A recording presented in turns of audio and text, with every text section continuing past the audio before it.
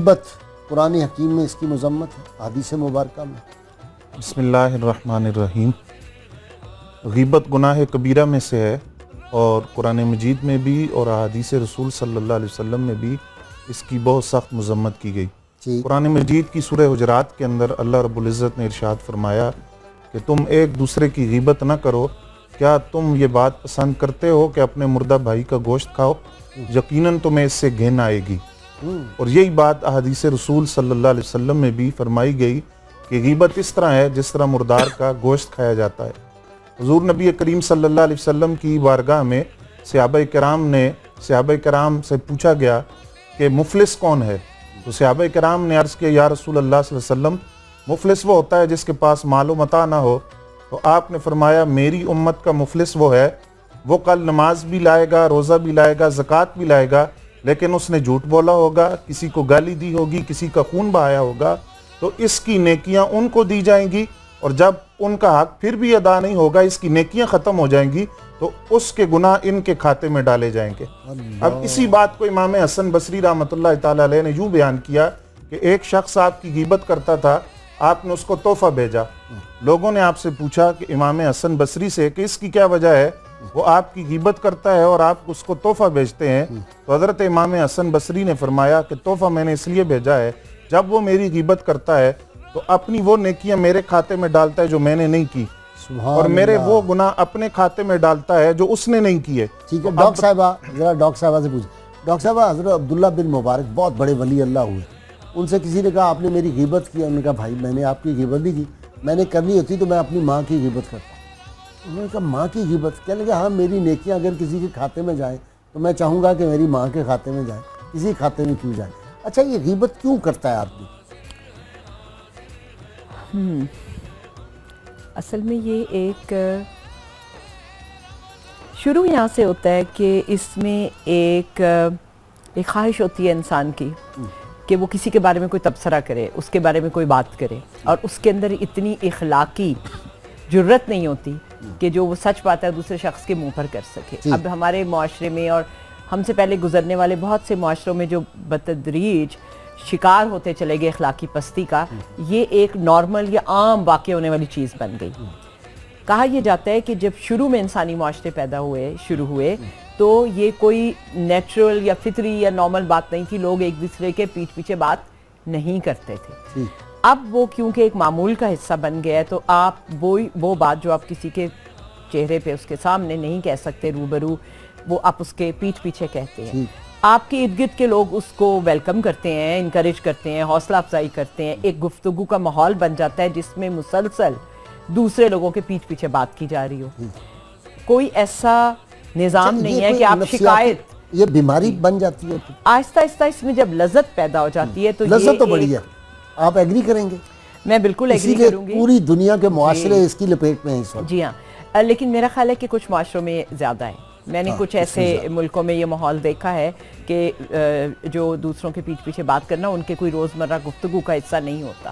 مثلاً یورپ میں کم ہے، یورپ میں کم ہے، ملیشیا میں مثلاً کم ہے۔ ہاں جی، وہ تو جھگڑا بھی نہیں کرنا پسند کرتے۔ اچھا، ہمارے یہاں کافی ہے ماشاءاللہ، ہمارے معاشرے میں بہت ہے، اور ہم سب سے بڑا مسئلہ یہ بہت ترقی کر رہے ہیں ہم اس بہت زیادہ ایک کنفیوژن ہے کہ اگر میں یہ کہتی ہوں کسی کی پیٹھ پیچھے کہ انہیں تو کچھ آتا نہیں، یا ان کا لہجہ ٹھیک نہیں، یا ان کا لباس ٹھیک نہیں، تو کیا یہ باتیں شکایت ہے، کسی کی انتظامی خرابی ہے، یا اس کی واقعتاً خرابی ہے؟ اگر واقعتاً بھی ہے تو کیا اس کی ممانعت ہے؟ اس میں جو ایک کنفیوژن ہے نا، جس میں لوگوں کو یہ پتہ نہیں ہے کہ کیا وہ واقعی غیبت کر رہے ہیں، میرا خیال ہے اس پہ بہت گفتگو کرنے کی ضرورت ہے۔ جی ٹھیک ہے، ایک کالر لے لیں آپ کی اجازت سے۔ جی السلام علیکم۔ جی وعلیکم السلام سر، مجھے ایک کویشچن پوچھنا تھا ابھی جو ڈاکٹر صاحبہ فرما رہی تھی کہ جب ہم کسی کی ہیبٹس کے بارے میں اپنی لائکنگ اور ڈس لائکنگ کو ایکسپلین کرتے ہیں، جب وہ وہاں پہ موجود نہیں ہوتا ہے تو کیا یہ بھی غیبت میں آ جاتا ہے؟ جی ٹھیک ہے، یہ مفتی صاحب کا، یہ ایک اور کالر لے لیں ساتھ ہی۔ جی السلام علیکم۔ ایک سوال ہے جی کہ یہ غیبت کے بارے میں، جی ہیلو، غیبت کے بارے میں جو بھی ہے، یہ لوگ جو غیبت کرتے ہیں یہ کیوں کرتے ہیں، کس لیے کرتے ہیں، اس کے لیے بھی بتا دیں۔ اور دوسرا میرا سوال یہ ہے جی کہ کوئی بھی مسلمان چیز خریدتا ہے اور دوسرا آن کے اس کو خراب کر کے خرید لیتا ہے، اس کے لیے ذرا بتا دیں۔ اچھا ٹھیک ہے مفتی صاحب، دونوں سوال آپ سے ہی متعلق ہیں۔ جی پہلی تو انہوں نے یہ کہا کہ کسی کے پیٹھ پیچھے کیا کہا جائے تو غیبت شمار ہوگا۔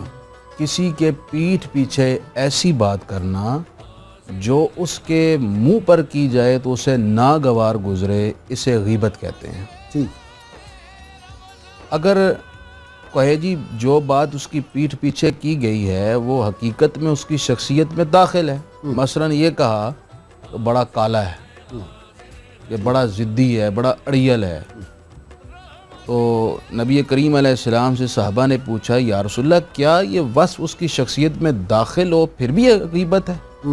تو آپ نے فرمایا کہ تبھی تو غیبت ہے، تبھی تو غیبت ہے، اگر داخل نہ ہوتا تو یہ بہتان بن جاتا، جو غیبت سے بھی بڑا جرم ہوتا ہے۔ دوسرا اس بھائی صاحب نے یہ سوال کیا ہے کہ ایک شخص نے سودا کر لیا تو اس کے سودے کو خراب کرنا یہ بہت اس کو گناہ شمار کیا گیا ہے۔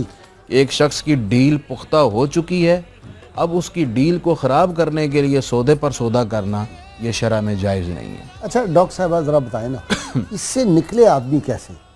غیبت ہمیں سمجھ آ گئی، مفتی صاحب نے ڈیفینیشن بیان کر دی، اسلام میں اس کی بے پناہ مذمت ہے، اولیاء کرام اس سے بڑا اعتراض کرتے تھے، اور پھر اللہ تعالیٰ کہتے ہیں کہ میں مومن کے دل میں رہتا ہوں، تو اللہ تعالیٰ وہاں نہیں رہیں گے، یہ ایک برائی بھی، یہ گند ہے، غلاظت ہے۔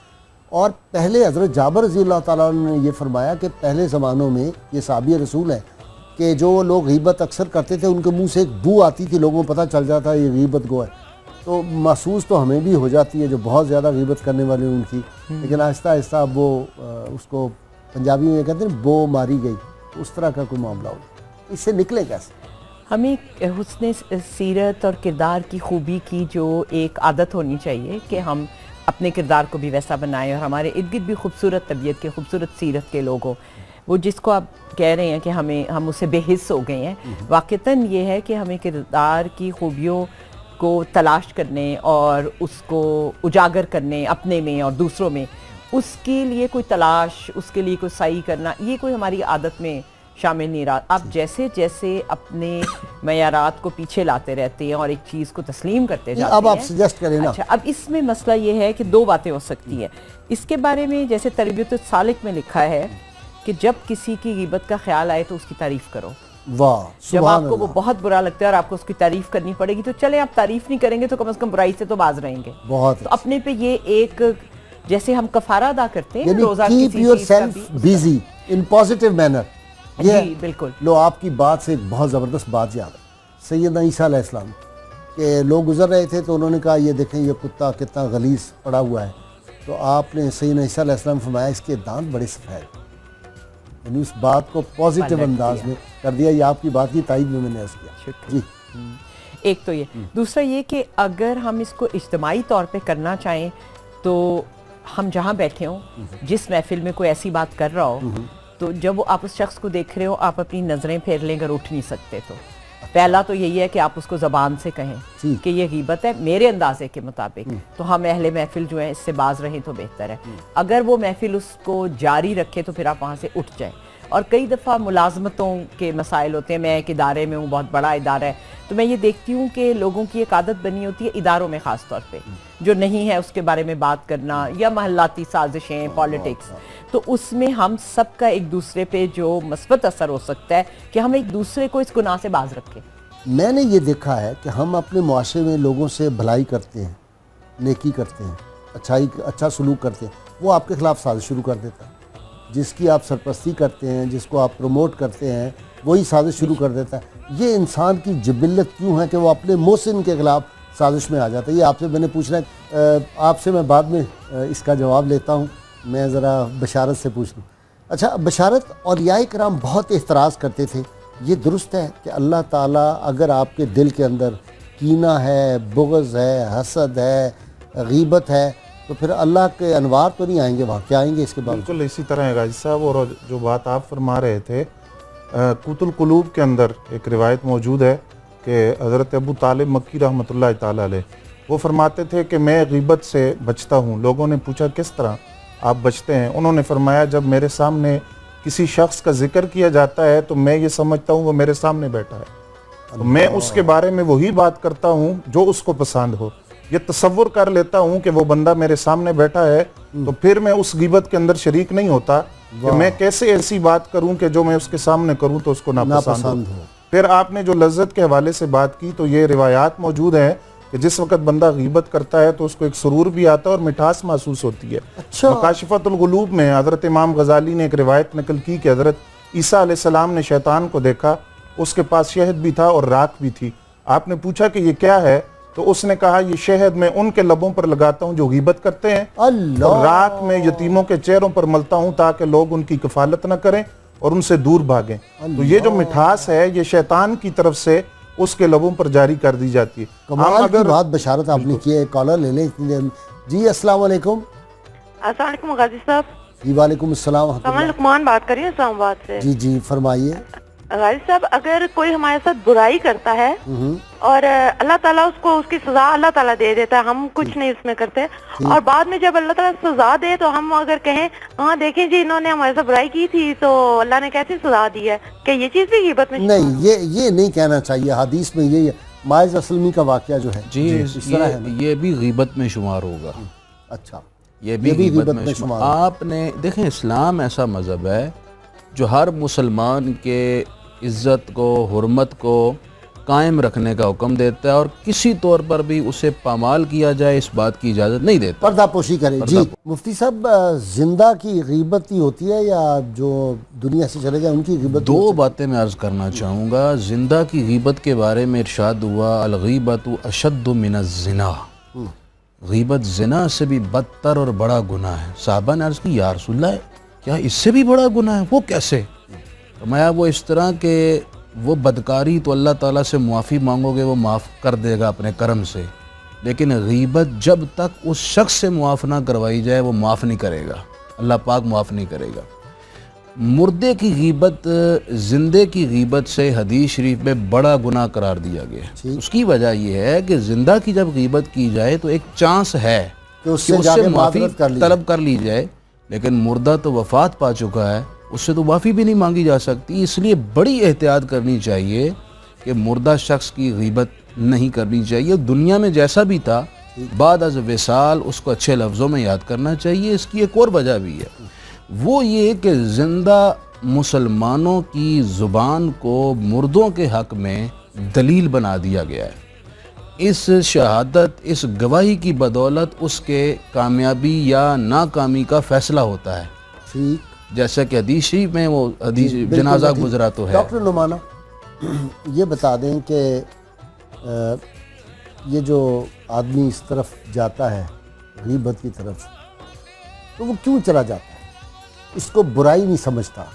ये ज़रा बताएं कि उसको हम रियलाइजेशन करवा सकें कि ये बहुत बड़ी बुराई है, इसका तुम्हें रूहानी नुकसान होगा, इसका तुम्हें मुआशरती नुकसान होगा, इसका तुम्हें अखलाकी नुकसान होगा, और तुम्हारे अंदर एक जो नूर या बरकत या रौनक, जिसको कोई भी नाम दे लें, वो भी कम हो जाएगी।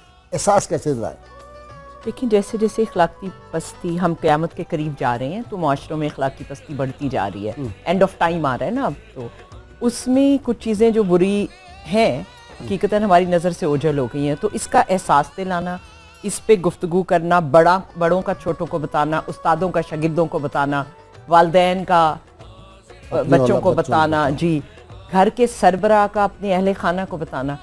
हम में से कितने ऐसे ख़ानदान के सरबराह हैं जो अपनी अहले खाना को, बेगम को मसलन ये कहते हैं कि आप ख़वातीन जब बैठें तो किसी की पीठ पीछे बात ना करें। डॉक्टर नुमाना, बीमारी है, नफ्सियाती बीमारी है, रूहानी बीमारी है गीबत करना, और मेंटल फैकल्टीज़ भी आदमी की मुतासिर होती हैं। कैसे निकला जाए? अब आप इलाज बता रही हैं। जी बिल्कुल। तदारक के वैसे बहुत से तरीके होते हैं। आप जैसे हम कह रहे थे कि बड़े छोटों को बताएं, एक दूसरे को बताएं।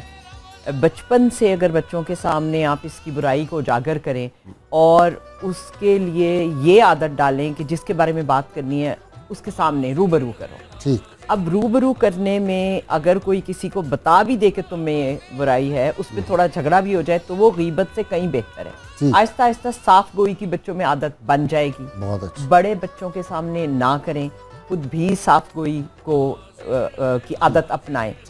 फिर ये कि खाली कर देना यानी ये ना करो, उससे ज़्यादा एक मौसर चीज़ होती है कि उसकी जगह क्या करो। ठीक है, आप अगर अपनी ज़बान को पाक कलाम की आदत डाल दें, आप उस वक्त में ज़िक्र इलाही करें, कलमा पढ़ें, ला इलाहा पढ़ें, नात पढ़ें, तिलावत करें, तो वो एक रिप्लेसमेंट हो जाती है।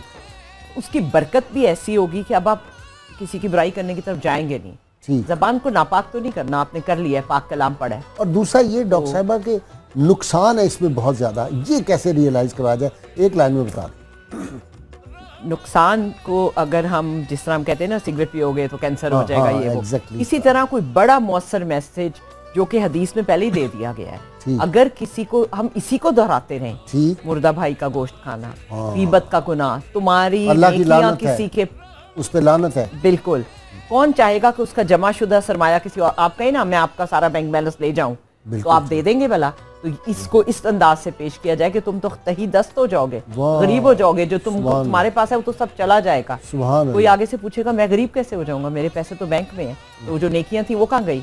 वो तो सारी उसको मिल गई, तो तुम्हें बहुत बुरा लगता है, उसको मिल गई सारी। वाह, तो इस तरह की बातें, फिर बहुत फायदा होगा जी। किताबें, अच्छी किताबें, अच्छे किस्से, कहानियां। जी अस्सलाम वालेकुम जी, कौन साहब? सर मैं फारूक बात कर रहा हूँ तौसा शरीफ से। जी बिस्मिल्लाह, पठान बाबा के एरिया से। जी सर आज आपने सर जो अच्छा टॉपिक चुना है ये गीबत वाला। सर मैं ये आपसे ये जानना चाह रहा हूँ कि बाज़ दफा ये होता है कि एकदम लाइट चली जाती है तो पूरा पाकिस्तान वापस की एकदम बुराई कर देता है, कि ये क्या हो?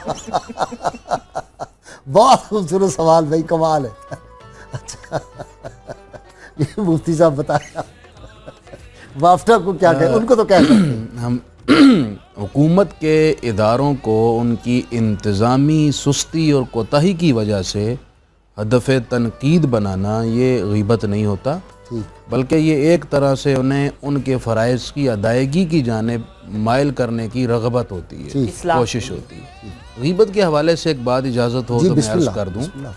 एक तो ये कि जब गीबत की जाए तो जो गीबत सुन रहे हैं वो भी गीबत के जुर्म में बराबर के शरीक करार दिए गए। उतना ही गुनाह होगा उनको, उतना ही गुनाह गीबत सुनने वाले को भी है। इसलिए गीबत सुनने वाले को चाहिए कि अगर गीबत शुरू हुई तो फौरन हौसला शिकनी करके कलाम को वहीं रोक दिया जाए, क्या छोड़े जी। कोई अच्छा, और बात देखा ये गया है कि गीबत के का सबब एक ये भी होता है कि जब कहीं मजलिस में बैठते हैं ना तो एक साहब कह देते हैं फलाने दी सुनाओ जनाब की कर रहे हैं आजकल। अच्छा, अगर कोई बात शुरू की तो ताज्जुब से अच्छा फिर क्या हुआ, उसके घर क्या चल रहा है।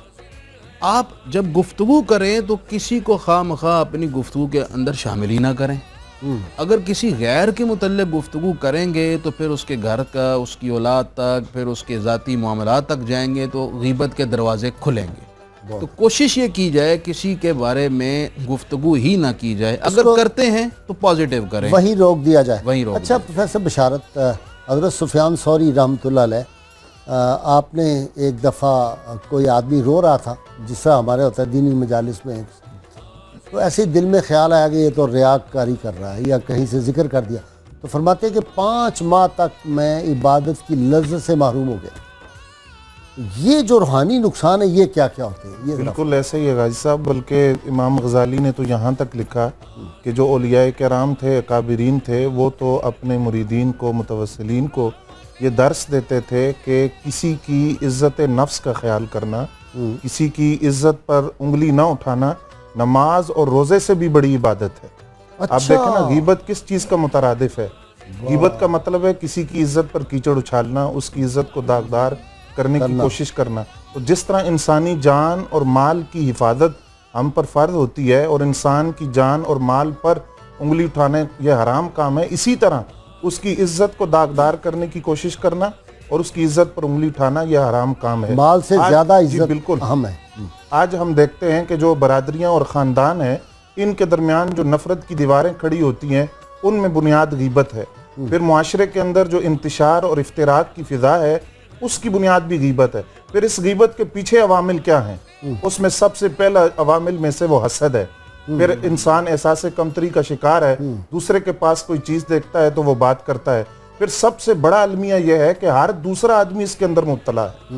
امام غزالی تو فرماتے ہیں عوام تو عوام، خواص بھی اس میں مبتلا ہے، ایسا ہی ہے، ہر دوسرا آدمی. اسی لیے حضرت سری ستی رضی اللہ تعالیٰ عنہ فرماتے ہیں کہ میں نے قبرستان کے اندر بہلول دانا کو دیکھا، وہ وہاں زمین کے اندر لوٹ پوٹ ہو رہے تھے. تو میں نے ان سے پوچھا کہ آپ قبرستان میں بیٹھے رہتے ہیں، یہاں کیا کرتے ہیں؟ انہوں نے کہا یہ ایسی مخلوق ہے، ایک تو یہ مجھے اذیت نہیں دیتی، اور دوسرا جب میں یہاں سے اٹھ کے چلا جاتا ہوں تو میری غیبت نہیں کرتی. جی ایک اور کالر امریکہ سے بہت دور. جی السلام علیکم. میں ادھر یو ایس اے میں ہم جہاں بیٹھتے ہیں سیاستدان ڈسکس ہوتے ہیں، ہم انہیں گالیاں سٹارٹ کر دیتے ہیں کہ یہ بھی غیبت میں آتا ہے، کیونکہ اس کے بغیر میں رہ بھی نہیں سکتا. ٹھیک ہے ٹھیک ہے، پوچھتے ہیں مفتی صاحب کہ ہمارے جو ٹاک شوز ہیں یہ بھی غیبت کا ایک مجموعہ بن چکے ہیں. ٹھیک، مجموعی طور پر عوام الناس بھی غیبت میں مبتلا ہے. اب مثلاً کسی سیاستدان کو گنجا کہہ دینا، کسی کو کالا کہہ دینا، کسی کے قد کی، کسی کی ذاتی اوصاف کو اس طرح تنقید میں لانا، یہ غیبت ہے. ہاں بہرحال انتظامی معاملات میں تنقید کرنا، یہ تو سیدنا فاروق اعظم نے بھی حق دیا ہوا تھا. بالکل ٹھیک. انتظامی معاملات میں تنقید کرنے کا مقصد بھی اصلاح ہو تو یہ ٹھیک ہے. اچھا بشارت، اس میں ہے نا حدیث میں کہ اگر رشتہ ہو رہا ہے تو پھر مشورہ دے دیا جا سکتا ہے کہ یہ آدمی ٹھیک نہیں ہے، اس کا کریکٹر، بچی کی شادی نہ کریں. یہاں فقہاء نے بہت ساری صورتیں لکھی ہیں جہاں غیبت جائز ہے، اور وہ غیبت اس زمرے میں نہیں آئے گی جس کی سزا حدیث میں بیان کی گئی. ایک تو امام حسن بصری رحمۃ اللہ تعالیٰ علیہ کا قول ہے جس کو امام احمد بن حنبل نے نقل کیا. انہوں نے لکھا 3 قسم کی غیبت نہیں ہوتی. ایک تو وہ جس کی طرف مفتی صاحب نے اشارہ فرمایا کہ خائن حکمران، ٹھیک، تو اس کے بارے میں بات کرنا یہ غیبت نہیں ہوگی. اور دوسرا وہ بندہ جو دین کے اندر نئی باتیں ایسی ایجاد کرے جو اللہ اور اس کے رسول کی مرضی کے خلاف ہو، تو اس کے خلاف بات کرنا یا اس کی برائیوں کو بیان جو کرنا، ناموس رسالت کے خلاف بات کرے، اس قانون پہ تنقید کرے، یا حضور صلی اللہ علیہ وسلم کی ناموس کے حوالے سے کوئی ہرزہ سرائی کرے، اس کے بارے میں بالکل جو ہے وہ غیبت نہیں. جی بالکل. اور تیسرا وہ بندہ جو فاسق اور فاجر ہے، کھلے عام برائیاں کرتا ہے، سر عام اپنی برائی کو تسلیم کرتا ہے، تو اس کے بارے میں بھی کوئی حرج نہیں ہے. فخر کرتا ہے جی بالکل، ہم تو پیتے ہیں. جی اور میں غازی صاحب عرض کر رہا تھا، ایک تو اس کا دنیاوی نقصان ہے جو میں نے عرض کیا، انتشار ہے، افتراق ہے معاشرے کے اندر. اس کا اخروی نقصان کتنا بڑا ہے. بہت ساری احادیث میں سے ایک حدیث یہ بھی آتی ہے کہ نبی اکرم صلی اللہ علیہ وسلم جب معراج کی رات تشریف لے گئے تو آپ نے دیکھا کچھ لوگوں کو جن کے ناخن تانبے کے ہیں اور وہ اپنے چہرے اور سینے کو نوچ رہے ہیں. تو آپ نے پوچھا جبریل یہ کون لوگ ہیں؟ تو حضرت جبریل امین نے عرض کیا یا رسول اللہ صلی اللہ علیہ وسلم، یہ وہ لوگ ہیں جو اپنے مسلمان بھائی کے بارے میں ایسی بات کرتے تھے جو اس کو ناگوار گزرتی تھی. جی اچھا ڈاکٹر نعمانہ، ہمارے ہاں خواتین میں زیادہ ہے یہ مرض، یہ درست بات ہے؟ بالکل، یہ بات تقریباً میں کہنے والی تھی. اچھا ہاں جی، اس میں نے ڈرتے پوچھا نہیں. ہاں اس پہ یہاں ہی نہیں، یورپ میں بھی جو ریسرچ ہوئی ہے وہ کہتے ہیں کہ مرد، لڑکے، بچے وہ آپس میں لڑ لیں گے، ایک تھپڑ لگا لیا، گریبان پکڑ لیا، دھکا دے دیا. عورتیں یا بچیاں یا لڑکیاں، یہ وہاں کی بھی تحقیق تھی کہ وہ پیچھے زیادہ باتیں کرتی ہیں، اس طریقے سے نقصان پہنچائیں گی کہ تم فلاں سے دوستی نہ کرو، اس کی کوئی برائی بیان کریں گی، اس کو اپنے ساتھ کھیلنے سے روکیں. تو یہ جو چیزیں ہیں یہ خاندانوں میں بہت فساد پیدا کرتی ہیں. خاندانوں کے اندر عورتوں کی ایک دوسرے کے بارے میں باتیں کرنا اور ایک دوسرے کی باتیں ایک دوسرے کو پہنچانا، اس کے لیے بہت زیادہ حوصلہ شکنی کی ضرورت ہے. خاندان کے سربراہ بھی کریں، وہ خواتین میں ایسی محفلیں ہوں کہ ان کو یہ سبق. اچھا ڈاکٹر صاحب ایک بات بتائیں، جی میں کسی کو نقصان پہنچاتا ہوں تو اس کو تو حق ہے وہ میرے خلاف بات کرے.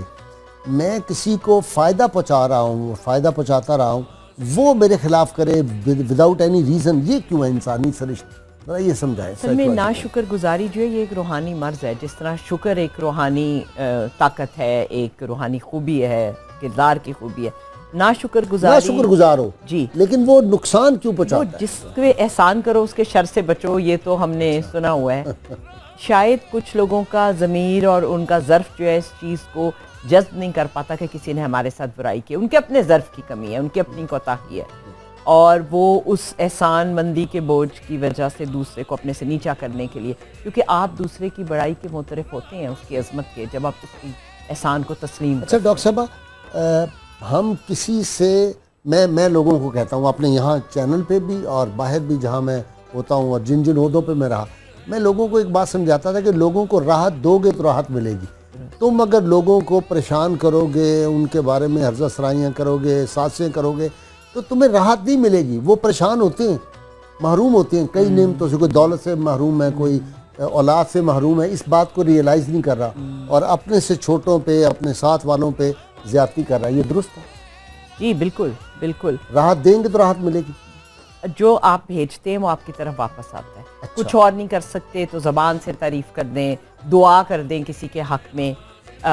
مجھے یاد ہے کہ ایک کسی کا کیس تھا, تو ایک بچی جو ہے وہ اس کے ساتھ زیادتی ہوئی تھی, مطلب شادی ہوئی اور مناسب نہیں ہوئی, اس کے ساتھ زیادتی ہوئی, ظلم ہوا کہ وہ شادی پھر طلاق میں ختم ہوئی. تو ہم کسی جگہ بیٹھے تھے اور وہاں ان کے کچھ احباب تھے اس صاحب کے جنہوں نے یہ طلاق دی اور بے قصور دی. تو میرے منہ سے ایسے ہی بے اختیار نکلا کہ اللہ اس کو پھر کوئی محبت نہ ملے کسی کی طرف سے. تو ایک نوجوان تھا, اس نے مجھے کہا یہ نہ کہیں, آپ یہ کہیں کہ اللہ اسے نیک ہدایت دے. تو میں نے ایک دم, مجھے یہ محسوس ہوا کہ اس نے مجھے ایک بات سکھائی ہے. اور آپ کئی دفعہ ظلم کی وجہ سے مجبور ہو جاتے ہیں کہ آپ کسی کی برائی کرتے ہیں, اس کے بعد اگر آپ اپنے کلمے کو بدل لیں کہ اللہ اسے یہ ہدایت دے کہ وہ اب بہتری کرے کسی کے حق میں, تو گفتگو کے انداز کو اس طرح پلٹانا کہ آپ پہ گناہ نہ آئے, آپ کا دل سے آہ نکلی ہے, ایسا ہو جاتا ہے ہم برائی کرتے ہیں.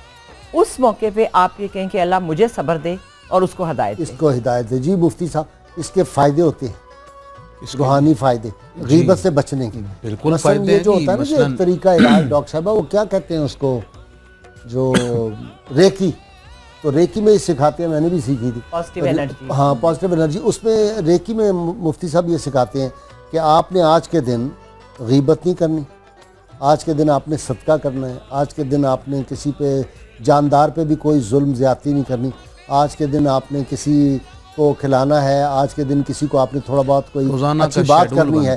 وہ ایک شیڈول دیتے ہیں جب تک آپ وہ انڈر ٹریننگ ہوتے ہیں, تو اس کے بڑے اثرات ہوتے ہیں. پھر آپ اپنے ہاتھ کو جب ایسے کرتے ہیں تو اس سے مریض کو فائدہ پہنچتا ہے. دیکھو جی, قرآن سنت رسول میں بھی ہے نا, حاسبو قبل ان تحاسبو, اس سے پہلے کہ تمہارا محاسبہ کیا جائے تم اپنا محاسبہ خود کیا کرو. روزانہ کی بنیاد پر رات سونے سے قبل اولیاء اللہ مراقبہ کیا کرتے تھے. مراقبے کی ایک جہت یہ بھی ہے کہ دن بھر کے معمولات پر نظر ڈالنا ہے, میں نے کیا کیا, آپ نے فائدے کی بات کی. فائدہ کیا ہوتا ہے؟ دیکھیں, سب سے بڑا فائدہ تو یہ ہے کہ نبی کریم صلی اللہ علیہ وسلم نے فرمایا, میں یضمن لی ما بین لحییہ وما بین رجلیہ ازمن لہ الجنہ. جس نے اپنی شرمگاہ کی اور زبان کی ضمانت مجھے دے دی, میں اسے جنت کی ضمانت دیتا ہوں.